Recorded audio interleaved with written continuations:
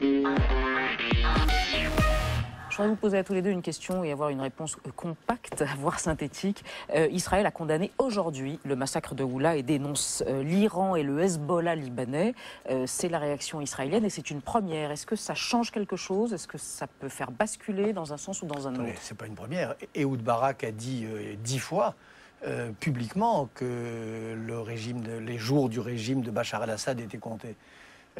Donc ça, là, il y a une condamnation encore plus ferme, oui, mais avec à mon avis, stigmatisation de l'Iran. L'idée d'un Israël qui souhaiterait secrètement le maintien du diable qu'il connaît, hein, the devil we know, est une idée reçue, mais que je crois fausse. Antoine Sfer, cette condamnation... Oui, c'est pas une première. Moi, ce qui m'étonne plutôt en Israël, c'est l'autisme par rapport à ce qui se passe aux alentours. Je crois qu'aujourd'hui, ce qui est dramatique, c'est qu'il n'y a plus d'hommes d'État en Israël. Où sont les Moshe Dayan qui prenaient des initiatives? Où sont les... Moi, ça me manque. Enfin, les Abba Eban, les rabbins, etc. etc. Il reste Shimon Peres.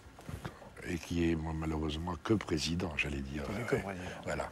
Mais Israël doit retrouver absolument sa vocation dans la région, c'est défendre toutes les minorités ethniques et religieuses. C'était ça les pères fondateurs, c'était ce qu'ils avaient dit en 1948, déjà 47-48. Aujourd'hui, malheureusement, on assiste à l'éclatement non plus de la région, mais des pays. L'Irak, 3 pays en un. Ceux qui me disent qu'au Liban, on s'embrasse sur la bouche, moi je veux bien. À Beyrouth, on s'embrasse sur la bouche pour signer des contrats. Voilà. Mais chacun dort chez soi. Donc la partition est faite sur le terrain, malheureusement. S'embrasser sur la bouche et dormir chez soi, ça va. Oui, d'accord, mais pour signer le contrat entre-temps. Antoine, oui. Je voudrais qu'on finisse cette émission avec une question qui est un peu décalée, Laure, au regard des pertes humaines. Néanmoins, elle est pertinente, c'est la question environnementale et écologique liée à ces conflits. Moi, je me souviens d'une marée noire au Liban, il y a quelques années, à la suite d'un conflit.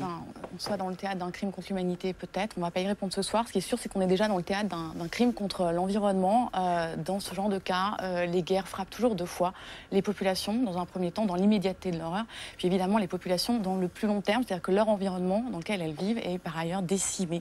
Et il est un peu illusoire de penser que le milieu naturel va digérer aussi toutes ces agressions. Au Vietnam, que vous mentionniez tout à l'heure, les effets du napalm se font encore sentir 40 ans plus tard auprès des populations. Le napalm a été déversé entre 1962 et 1971, 70 millions de litres pour être exact. Qu'est-ce qu'on a en Colombie? Effectivement, la lutte contre les guérilleros, qui oppose les guérilleros, l'État, les Américains, les planteurs de coca. Pareil, on a des défoliants pour détruire les plantations de coca. Et là, pareil, même effet sur produits différents, mais même effet sur les hommes, la nature, les animaux. Donc effectivement, les impacts environnementaux des conflits armés, on n'en parle pas souvent, voire jamais, même si je peux me permettre. Mais c'est l'objet d'un livre, l'ouvrage de Claude-Marie Vadreau, Guerre et environnement, publié en 2005 et qui n'a pas du tout pris une ride. C'est un journaliste un peu à part parce qu'il a 2 casquettes. Il a couvert pendant 40 ans les conflits à travers le monde, mais aussi toutes les questions environnementales. Et il nous dresse un tableau assez complet et assez dévastateur de ces conflits d'après, de ces conflits finalement invisibles et dont on parle assez peu.